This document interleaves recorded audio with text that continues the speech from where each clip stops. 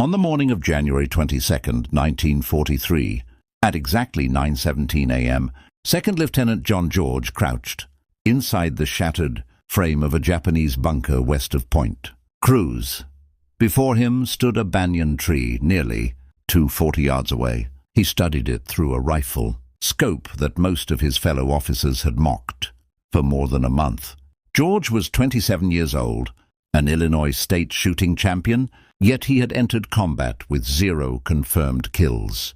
Meanwhile, Japanese snipers had turned the groves around Point Cruz into a killing zone. In the previous 3 days alone, 11 enemy snipers had picked off 14 soldiers from the 132nd Infantry Regiment. To the men around him, George's rifle was a joke. His commanding officer called it a toy. Several platoon leaders referred to it as his mail-order girlfriend when George had unboxed the Winchester Model 70 back at camp. Forest in Tennessee, the armorer couldn't decide whether it was meant for deer or Germans. George informed him it was meant for Japanese soldiers, but the rifle arrived too late for him to take it aboard the ship. During the long voyage to Guadalcanal, George watched other soldiers clean their garans, while the rifle he had saved 2 years' worth of National Guard wages to buy sat forgotten in a warehouse in Illinois. Only in late December did a supply sergeant finally hand him a wooden crate stamped fragile. Inside was the rifle he trusted more than any other object in the world. The Winchester weighed 9 pounds. The Lyman Alaskan scope added another 12 ounces. Compared to the standard issue M1 Garand, semi-automatic, 8 rounds, no magnification, George's bolt-action 5-round rifle looked out of place in a jungle war. Captain Morris even ordered him to leave it in his tent. George ignored that order. By the time the 182nd Infantry relieved the Marines in late December 1942, the Marines had been fighting for months. They had seized Henderson Field and held it, but they had not cleared Mount Austin nor the dense groves. West of the Matanikau River, Mount Austin, known to the Japanese as the Gifu, was defended by hundreds of men and nearly 50 bunkers. George's battalion attacked on December 17th and spent 16 brutal days fighting their way up the slope. By January 2nd, they had finally secured the western side, leaving 34 killed and 279 wounded. Through all that fighting, George had never fired the Winchester in combat. Point Cruz was different. There were no bunkers, no prepared defenses, only Japanese snipers hiding in gigantic banyan trees that rose up to 90 feet high. They knew the terrain, the shadows, and the stillness of the jungle. They had Arisaka rifles with scopes. They had training. They had patience. On January 19th, a sniper shot Corporal Davis while he filled his canteen at a stream. On January 20th, 2 more men died from L Company. On January 21st, 3 more were killed, including a soldier shot clean through the neck from a tree the patrol had walked past twice. That night, the battalion commander ordered George to report. The Japanese snipers were killing his men faster than disease. He needed someone who could shoot. He needed someone who could outthink men trained to kill from the treetops. He needed George's rifle, if it could actually perform. George explained his credentials. Illinois state champion at 1,000 yards in 1939. The youngest winner in state history. Capable of 6-inch shot groups at 600 yards with iron sights. Able to place 5 bullets inside 4 inches at 300 yards, using the same Lyman Alaskan optic now mounted on the Winchester. The commander gave him until dawn to prove himself. George spent that night cleaning and rechecking his rifle. The Cosmoline from shipping was stubborn, so he cleaned it again. He loaded 5 rounds of .30-06 ammunition, the same type used in the Garand. Then, as dawn broke on January 22nd, he slipped into the ruined Japanese bunker facing the coconut groves, the Lyman. Alaskan had only 2.5x magnification, barely anything by modern standards. But in a jungle where light and shadow blended together, even small movement could be detected with a trained eye. George watched the massive banyan trunks, scanning slowly, left to right, top to bottom. At 9:17 a.m., a subtle shift caught his eye. No breeze, no birds. Just the faint tremble of a branch. Then another. And then at last, he saw the shape. A Japanese sniper wedged into a fork high in the tree, watching the trail where American supply parties passed. George adjusted his windage 2 clicks right, slowed his breathing and squeezed the trigger. The rifle cracked, echoing through the groves. The sniper collapsed instantly, dropping through branches before hitting the jungle floor 90 feet below. George didn't celebrate. He cycled the bolt, reloaded, and continued scanning. Japanese snipers often worked in pairs. He spotted the second one around 9:43 a.m., about 60 yards north of the first tree, descending in a hurry. George led the moving target, fired, and watched the second man tumble backward. 2 shots, 2 kills. Around 11:21, a Japanese bullet smacked into the sandbag near George's head, spraying dirt into his face. He hit the ground, waited 3 minutes, then resumed scanning. The shot had come from the southwest. After patient searching, he found the third sniper perched 73 feet up. One mistake. He had stayed in the same tree after firing. George shot him cleanly. By noon, George had eliminated 5 enemy snipers. Soldiers who had mocked his toy rifle now whispered about him with astonishment. But George refused spectators. More people meant more noise, and more noise meant incoming fire. The enemy adapted quickly.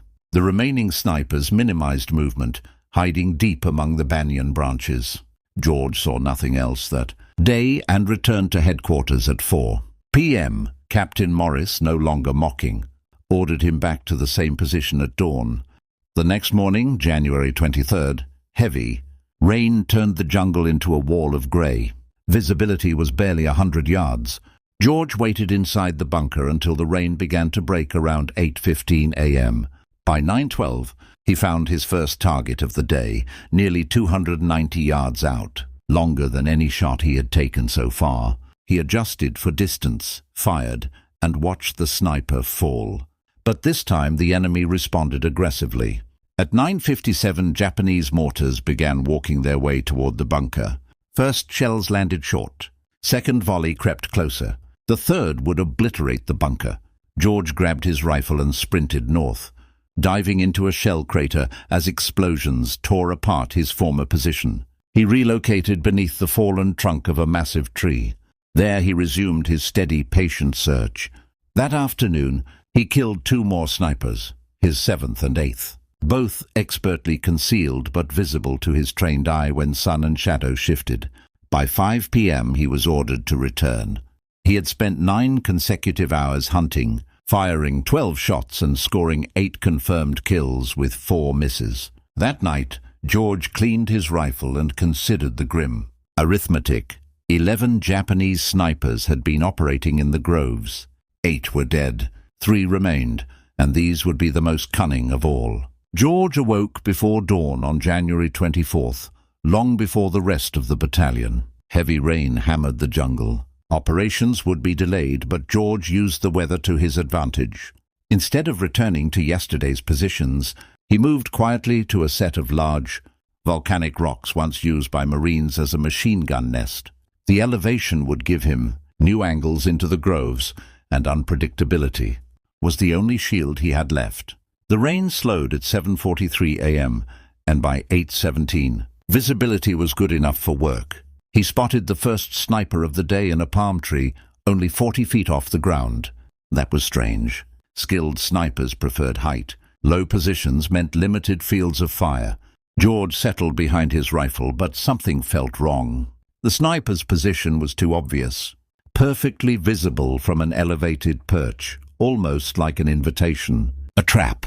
George lowered his sights and scanned the surrounding trees. Minutes passed as he inspected every branch within 300 yards. Only at 8:28 a.m. did he find the real threat. A sniper concealed 91 feet up a banyan tree northwest of the decoy. The man had flawless cover and a clear view toward George's previous firing positions. He was waiting for George to take the bait. George fired at the decoy first. As the body fell, he whipped the Winchester toward the banyan tree. The real sniper turned toward the shot. One fatal movement. George fired before the man could settle in his new direction. 2 more kills. but his muzzle blast had revealed his location. George grabbed his rifle and moved. Seconds later, machine gun fire chewed the rocks where he had been lying. He dropped into a drainage ditch, chest deep in muddy water. At 8:34 a.m., rifle fire swept across the rocks again. The Japanese were searching for him now.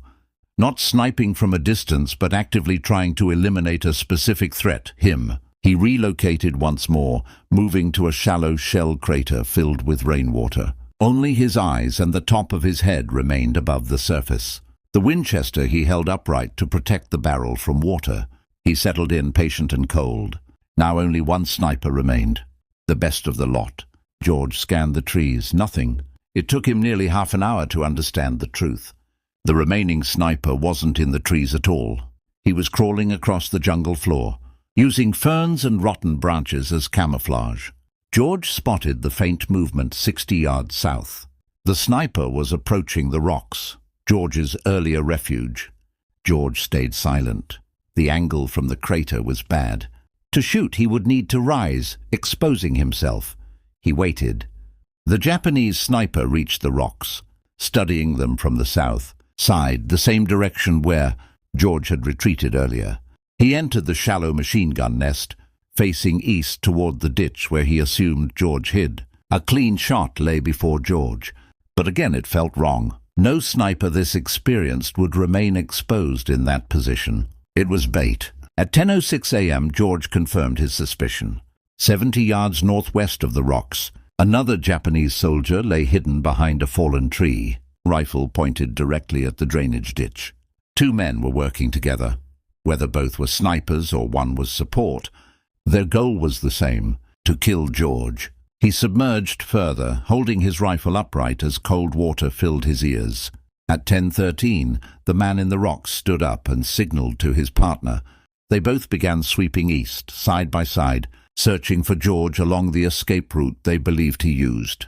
When they passed his crater, backs exposed, George rose silently and fired. One fell immediately. George cycled the bolt, swung the rifle, and shot the second man before he could turn fully. Two more dead. But something was coming. George froze at the sound of Japanese voices, many more voices, moving toward the fallen soldiers. A patrol, a recovery team. 6 men at least, possibly more. They were heading straight for the bodies, straight for George. He lowered himself into the muddy water, Winchester raised above the surface. The patrol found the first body, then the second. Their voices grew tense. Then everything went silent. The silence broke with soft footsteps moving toward George's crater. They had found his muddy footprints. At 10:31, a Japanese soldier appeared at the rim of the crater. Their eyes met. George fired from beneath the water, killing him instantly. Two more appeared. George shot both, working the bolt while half submerged. More shouting erupted. More soldiers rushed in. George scrambled out the far side of the crater, sprinted 20 yards, and threw himself behind a fallen tree as bullets cracked around him. Two soldiers advanced toward the crater from 50 yards. George shot the lead soldier. The second dove for cover. More troops approached from the east. George was minutes away from being surrounded. He ran. Bullets snapped overhead, slicing leaves and kicking up dirt. He sprinted 90 seconds before diving into another dry crater, listening, breathing hard. Silence. The Japanese had not followed. They had found only the bodies. George checked his rifle, mud on the stock, moisture dripping from the barrel. Only 2 rounds left. He made his way back toward American lines, moving carefully, always watching the trees. At 11:13 a.m., a Marine sentry challenged him. George identified himself and was escorted through the perimeter. At headquarters, he reported to Captain Morris. 11 Japanese snipers eliminated in 4 days. 12 shots used against them. 11 hits. 3 more infantry kills during the firefight. 2 rounds remaining. The battalion commander commended his work. The Groves no longer posed a threat. With Japanese forces preparing to evacuate Guadalcanal, the battalion was shifting east. Later that afternoon, George was summoned by Colonel Ferry, the regimental commander. Ferry asked a single question. Could George train others to do what he had done? George said yes, but only if the men already had shooting experience, and if they had proper rifles with optics. Ferry had 14 Marine leftover, Springfield rifles with inertial scopes and 40 expert marksmen in the regiment. He wanted George to form a sniper section, train them, develop doctrine, clear remaining threats. George agreed on one condition. He would keep his Winchester. Permission was granted, and so the man whose rifle was once a joke became the founder of an entire sniper program, one built on patience, precision, and absolute mastery of the craft.